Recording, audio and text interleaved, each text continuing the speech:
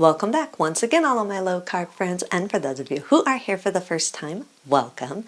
Today I am going to show you how to make the easiest keto tortillas that you have ever made. They only require 2 ingredients. They are nut-free, gluten-free, egg-free, and psyllium husk free. And I am also going to show you how to make a very quick, simple keto white sauce enchilada meal that goes perfect with these tortillas. And if you want printable versions of these recipes, you can check out my website at janet'sdeliciouslowcarbkitchen.com. You can find a printable version of these recipes and other goodies there for you.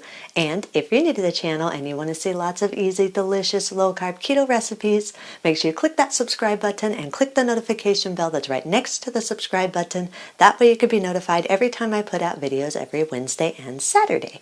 And if you'd like to help support the channel, make sure you scroll down in the description of the video. You'll see some affiliate links. Anytime you purchase anything using those affiliate links, a small portion of your purchase will go to me and help support the channel. So, while we do all that, let's get cooking.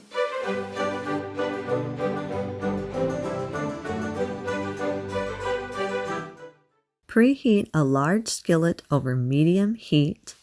Lightly spray the skillet with cooking oil. Make sure you just do this lightly.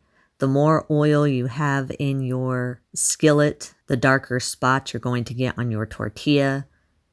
In a large mixing bowl, combine 84 grams or around 3/4 cup of coconut flour, 10 grams or around 1 tablespoon of xanthan gum, and if you want to, you can add some salt and pepper and dry seasonings of your choice to give your tortillas a little bit of flavor. That's up to you if you want to do that. Sift or whisk these all together until they're fully combined and there are no lumps in the dry ingredients. Add 192 milliliters or around 3/4 cup of warm water. Make sure it's warm. It helps keep your dough soft, which makes for a lighter tortilla. Stir the water into the dry ingredients until everything is fully combined and you have a smooth, moist, slightly sticky dough. Now, depending on the density of your flour, you might need to use a little bit more or a little bit less of the water. If your coconut flour is more dense, then you'll need to use a little bit more water. If your coconut flour is fine like mine, then the 192 milliliters is perfect. You're just looking for your ingredients just to be moist enough to be able to come together and have a slightly moist dough. Push the dough together into a smooth ball. Then massage the ball for about 1 minute. This just helps absorb any extra moisture and gives you a feel of the texture of the dough. You want it to be soft and it's going to be a little bit sticky and moist, but it should not be sticking to your fingers. So if it's really super sticky, sticking to your fingers, then you need to add a little bit more coconut flour. And if it's crumbly, then you need to add a little bit more water. After you've massaged the dough for a minute, form it back into a ball, place it back into your mixing bowl, then allow it to sit at room temperature for about 5 minutes. This, again, is just to absorb any extra moisture and help your xanthan gum to be able to fully bind the ingredients together. After 5 minutes, divide your dough into 3 to 4 portions depending on how big you want your tortillas. This will make 3 8-inch tortillas or 4 7-inch tortillas. I'm doing 3 8-inch tortillas. Line a work surface or a tortilla press with parchment paper. Take 1 portion of your dough and roll it into a smooth ball. Then place it on your prepared work surface or tortilla press. Press or roll each portion out to a thin 7-inch to 8-inch diameter circle. Your dough is still going to feel moist. Leave the paper attached to the dough. Lift the paper up and take it over to your preheated skillet. Then turn the paper dough side down into your preheated skillet. Very carefully remove the paper from the dough circle. Make sure you do this carefully. This dough is very fragile. Allow the tortilla to cook for about 2 minutes or until it releases easily from the skillet. Use a spatula and turn the tortilla over and allow it to cook on the other side for about 1 minute or until it's lightly spotted on both sides of your tortilla. Once the tortilla is cooked on both sides, place it on a wire rack so it can cool. Then repeat the rolling and the cooking process until all the portions of your dough have been rolled and cooked and placed on your wire rack. Now make sure before you start cooking a new tortilla that you always lightly spray your skillet each time. There needs to be at least a little bit of oil in your skillet before you start each new tortilla.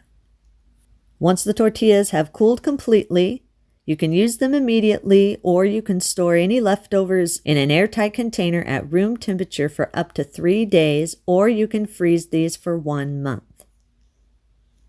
For the white sauce enchiladas, I usually make 2 batches of these tortillas so that I have 6 to 8 tortillas. That's up to you how many enchiladas you think you're going to want to make. Preheat your oven to 350 degrees. In a small bowl, combine 1/4 cup of melted butter, 480 grams or around 2 cups of chicken broth, 240 grams or around 8 ounces of room temperature sour cream. Make sure it is room temperature. If you put cold sour cream into the mixture, then your melted butter is pretty much going to chunk back up and you won't have a smooth sauce. Add a 1/2 teaspoon of chili powder or dry seasoning of your choice. Whisk everything all together until it's fully combined and smooth. Place the mixture in your microwave and microwave for about 20 to 30 seconds just until the mixture is a little bit warm. It doesn't have to be hot, you just want it warm. Gradually add in up to 1 tablespoon of xanthan gum or until the sauce is your desired thickness. Make sure you do this gradually and stir the mixture very well. After each addition of the xanthan gum, you want to make sure that the xanthan gum dissolves really well. This does thicken up just a little bit when it sits. Then set it aside for a minute. In a separate medium bowl, place 1 pound of cooked shredded chicken. Then add 3/4 cup of the sour cream mixture. And if you want to give this more flavor, you can add a little bit of salt and pepper and a couple teaspoons of some taco seasoning or the dry seasonings of your choice. Stir everything all together until the chicken is fully coated with the sauce and all the seasonings have been evenly dispersed throughout the mixture. Scoop the desired amount of the chicken mixture into each one of your tortillas. I usually use around 3 to 4 tablespoons of the chicken mixture. It's up to you how much chicken you're going to want in your tortillas. It'll vary depending on how big you've made your tortillas. Sprinkle a little bit of shredded cheese over the top of the chicken mixture. Then roll the tortilla over the chicken mixture. Then place the rolled enchilada seam side down into a 3-quart casserole dish. Spoon the remaining sauce over the tops of your enchiladas. Sprinkle your desired amount of cheese over the sauce. Bake at 350 degrees for 20 minutes or until the sauce is slightly bubbly and the cheese is fully melted. Once the enchiladas are baked, remove them from the oven and allow them to sit for at least 5 minutes before serving. That way all the ingredients settle in well and you don't burn yourself. After 5 minutes, you can eat these immediately. If you do have any leftovers, allow them to cool completely and store them in an airtight container in your refrigerator for up to 3 days. Eat and enjoy.